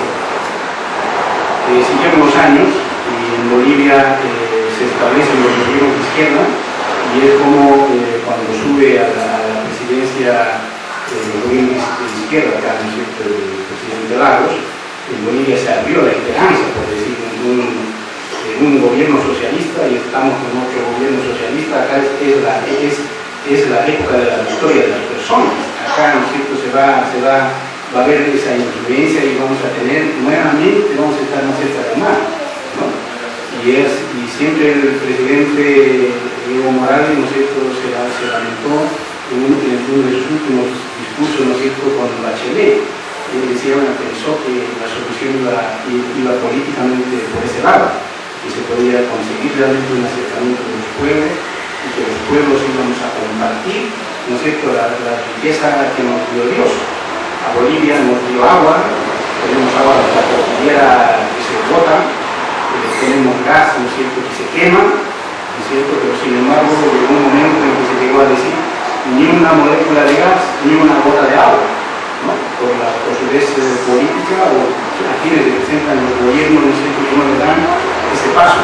Y hoy día se prohíbe traer gas, ¿no es cierto?, venimos de Indonesia, de cualquier lado en barco, ¿no es cierto?, a conectar una línea que está la línea, la tubería de gas acá en Marita, y acá la que tiene por la Argentina el gas que se vende a la Argentina, ¿no?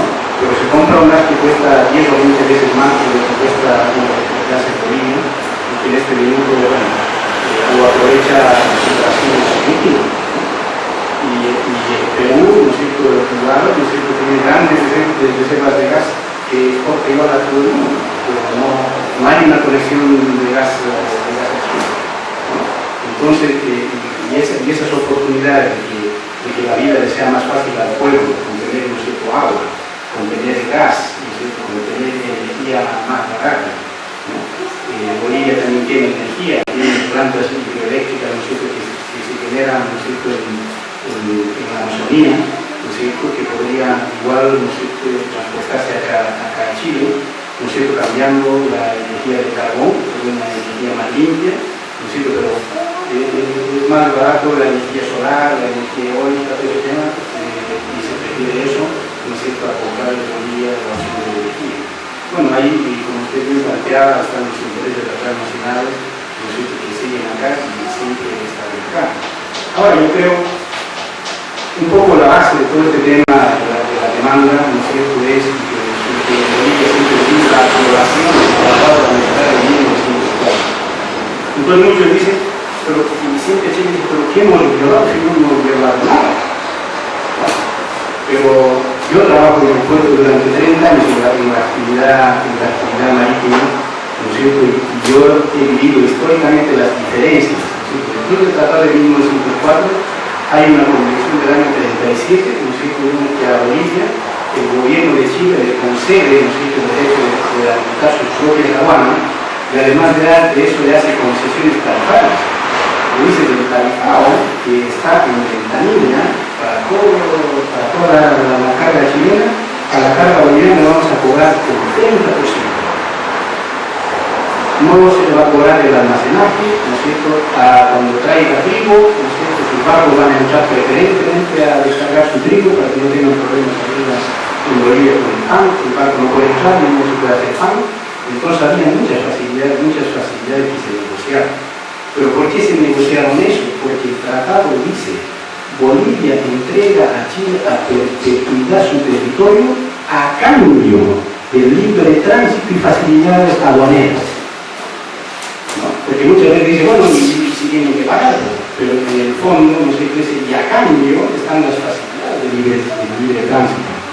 Cosa que sistemáticamente, ¿no es cierto?, digamos, se ha ido incumpliendo, ¿no?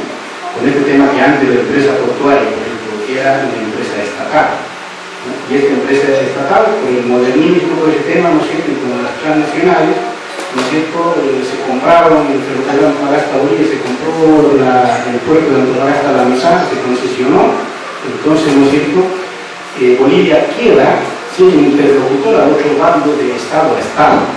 Entonces, Chile le dice a Bolivia ahora, muy bien, ahí está el puerto, úselo.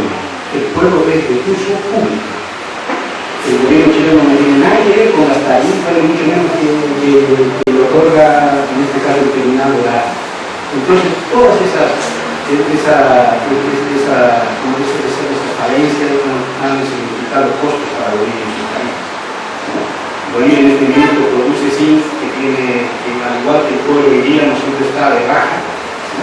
Y cualquier alza de precios de cadena logística no siempre va a incidir para poder vender o no vender. Además, tenemos que pasar la cordillera y mirar de nuestra cadena para hasta Bolivia, no siempre los precios, las tarifas, antes igual, el ferrocarril era estatal. Y en realidad, al ser estatal, nosotros teníamos que responder al Estado boliviano con tarifas preferenciales. ¿No? Entonces era como se manejaba el tema de la relación comercial respecto de las tarifas.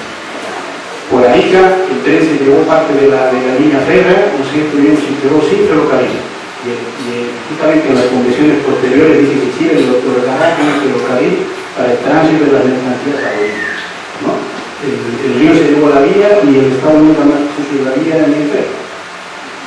Inclusive el presidente Piñera en su última intervención, ¿no es cierto?, llegó a cuando llegaba a la vía dijo que el ferrocarril estaba conectado con Bolivia, ¿no? Cosa que nunca estaba, ¿no? Entonces todas las cosas, amigo, como se dice, ¿no es cierto?, debemos malogrando la relación y siendo el motivo para que haya reventado este tema, ¿no es cierto?, debemos de determinar el área. Y siempre, yo creo que Chile estaba el tema marítimo, pero Chile siempre dijo, no tengo ningún tema pendiente respecto del Tratado de 1904, por lo tanto no escucho nada. Cualquier cosa, ¿no es cierto?, lo vamos a ver y ahí se continuó el tema.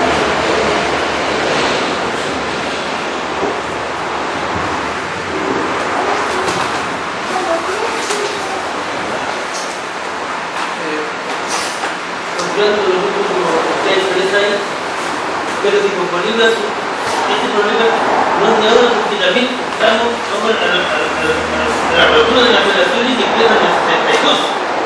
¿Sí? Ahí cuando el presidente ahí, ¿cierto?, abren ahí el río Lau. Y después el problema es de que también fue privatizado, y ahí también hubo otro problema, y responde este otro problema, y para mí, y la cosa que ¿usted cree que se van a mejorar las relaciones con Bolivia?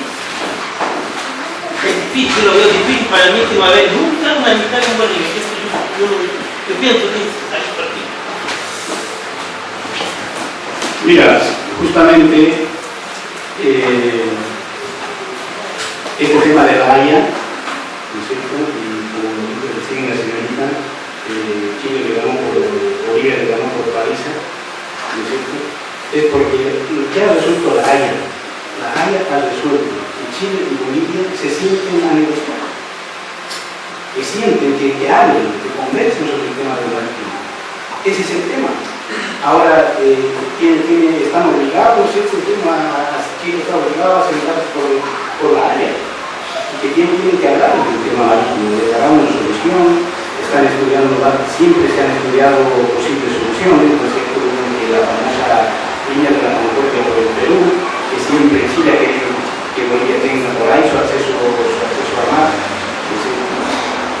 Se ha hablado de Uruguay, se habla de Covita, hay un montón de proyectos que están en mesa, no sabemos cuál realmente va a ser la dirección de Chile, ¿no es cierto?, en el proceso, cuando se sienten la mesa, tendrán que llegar a un acuerdo y tendrán que abrirse las mentes, como para suscribirse, ¿no? ¿No es cierto?, porque quiero lo mejor para el pueblo, quiero lo mejor para el país.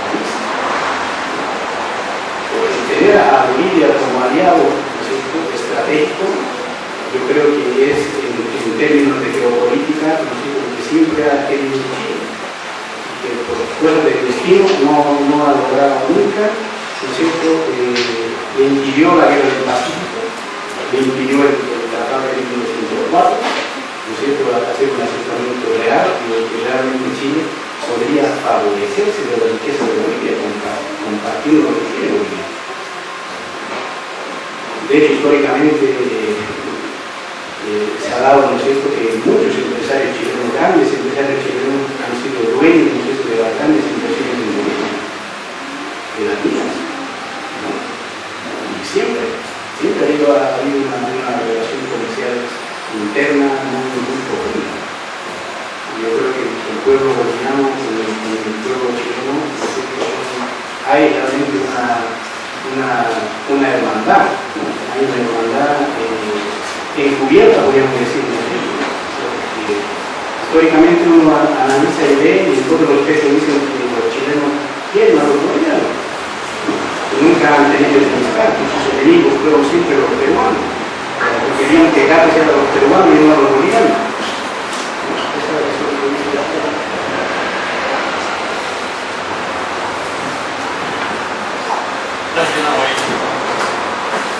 un comentario más que a mí,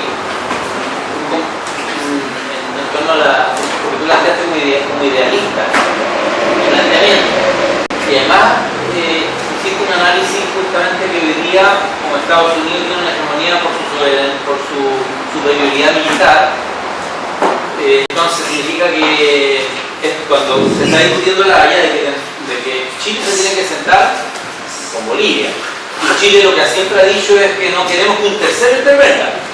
Por lo tanto, tú me estás diciendo que estás reconociendo que entonces nuestra posición, o sea, Chile no tiene soberanía y no tiene posición, entonces dependemos del arbitraje en definitiva y la postura norteamericana.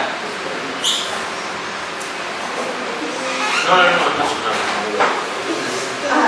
Bueno, no, lo que yo digo es que lo que se cuestiona hoy en día es el poder que tienen los organismos internacionales para discutir la soberanía de los Estados-nación, eso es lo que yo digo. Entonces, digamos, mi tesis, o mi solución al problema es muy parecida a la de Rodríguez Elizondo, de que este tema es un tema tripartito, o sea, de tres países que estuvieron en conflicto y a raíz del conflicto, digamos, se generaron toda la problemática. Entonces hay que sentarse a conversar. Efectivamente, digamos, la Guerra del Pacífico determina a Estados Unidos como un ente garante, como un país garante frente a las conversaciones, pero no en relación a la Corte Internacional de Justicia. O sea, simplemente en torno a de qué manera a lo mejor pensamos en un corredor bioceánico, digamos, en los límites con Perú, por ejemplo, pero Perú no quiere limitar con Bolivia. Y yo ahí respondo la pregunta de si vamos a ser amigos o no con Bolivia. Yo particularmente pienso que en primer lugar, bueno, en la revista que más salía, la Cancillería tiene que tener toda una reingeniería desde los costos hasta la mentalidad. Debería acercarse más a la política integracionista de Europa y no a la distributiva de Estados Unidos. Y frente a eso hay que nos dejemos de mirar el ombligo, que dejemos de ser isla, y frente a eso podemos empezar a pensar el potencial que implica, como bien decía el colega, el potencial que implica ser amigos de la gente de la región. Pero yo creo que Chile ha desarrollado toda una geopolítica, Juan Emilio Freire desarrolla esa tesis, como una geopolítica económica, pero no ha sido capaz de desarrollar relaciones amistosas con los países vecinos, solamente intereses económicos. Perdón, por eso mismo es que tampoco podríamos descartar la opción que tanto para Bolivia y especialmente para Chile, una solución bélica al tema no se podría descartar, en términos que sería una solución bastante radical, muy deshumanizada, pero sería una solución. Por ejemplo, lo que pasaría en Chile si un día se levantaran las banderas y qué sé yo, tenemos que defender el territorio y todo lo demás. Ahí todas las especulaciones de orden, de política internacional y lo demás se perderían de vista, puesto que en otras regiones del planeta eso se ha dado así, pero con una ligereza y con una facilidad increíble, y que sí le ha solucionado, pero notablemente, los problemas a las personas que tienen las cúpulas de poder. Se dijo que sean las transnacionales, los partidos políticos, las multinacionales y los grandes intereses económicos. Ellos han motivado, han financiado que las problemáticas se definan en términos estrictamente bélicos. Y Dios me libre que sí, han muerto muchos inocentes, pero ellos han sacado lustrosas ganancias. Bueno, en ese sentido yo postulo que Chile desarrolla lo que Susan King llama un quiet power, un poder introvertido. Es un poder que efectivamente no, digamos, cuando tiene que ser duro no lo es, o sea, cuando tiene que aplicar la fuerza no la aplica, pero tampoco desarrolla la diplomacia. Entonces tal vez, Isidro me decía, bueno, a lo mejor Chile no tiene estrategia. No lo sé, efectivamente desarrollamos un poder introvertido y no un smart power que combina la parte dura con la parte de diplomacia, o sea, tampoco hacemos eso. Bueno, vamos a culminar este conversatorio agradeciendo primero que todo a los panelistas, Víctor, Francis y Rodial, Y a ustedes dejarlos cordialmente invitados para la próxima semana, que está el encuentro Norte Poesía, y es organizado por el Círculo de Arte Manuel Durán Díaz, el día jueves 18 a las 19 horas, para que puedan asistir a ese conversatorio, y después hay un taller el día viernes 19 y otro taller el día sábado 20. Así que quedan cordialmente invitados para ese evento. Muy agradecidos, nos estaremos viendo en otra oportunidad que hagamos un conversatorio o coloquio tan interesante como el que hemos tenido en esta tarde. Nos vemos.